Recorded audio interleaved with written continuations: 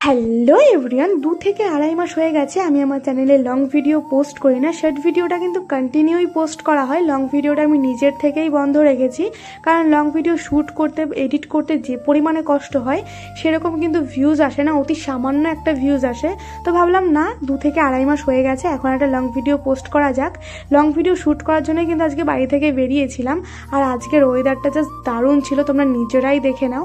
রাস্তার পাশে কিন্তু এই ফুলগুলো হয়েছিল, এটা রাস্তার পাশে হয়ে থাকতে পারে কিন্তু এই ফুলগুলো কিন্তু খুবই সুন্দর দেখতে।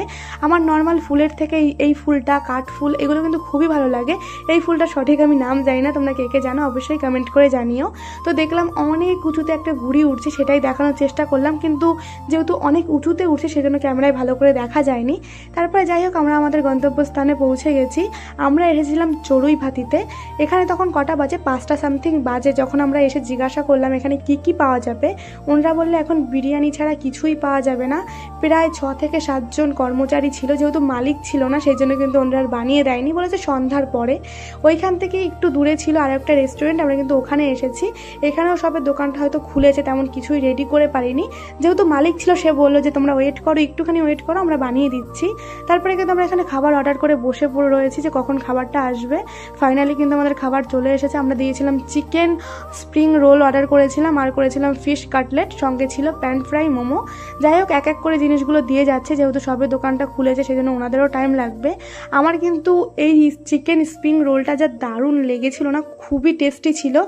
কাঁচা পেঁয়াজ আর কাঁচা লঙ্কার সঙ্গে কিন্তু আরও বেশি টেস্টি লাগছিল। আর এর ভিতরে চিকেনের পরিমাণটা বেশ ভালোই ছিল, অনেকটাই কিন্তু চিকেনের পরিমাণ ছিল। ওনারা বললো এখানে আমাদের এই দোকানে 100+ খাবার পাওয়া যায়, কিন্তু তখন সবে দোকানটা খুলেছে সেজন্য তেমন কোনো আইটেম ছিল না। বললো নেক্সট টাইম একটু লেট করে আসবে, সন্ধ্যা কিংবা রাত্রের দিকে, তখন কিন্তু সব খাবারই অ্যাভেলেবেল পেয়ে যাবে। আর রেস্টুরেন্টটা একদম ফাঁকা ছিল, যেহেতু প্রথমেই বললাম দোকানটা সবে খুলেছিল।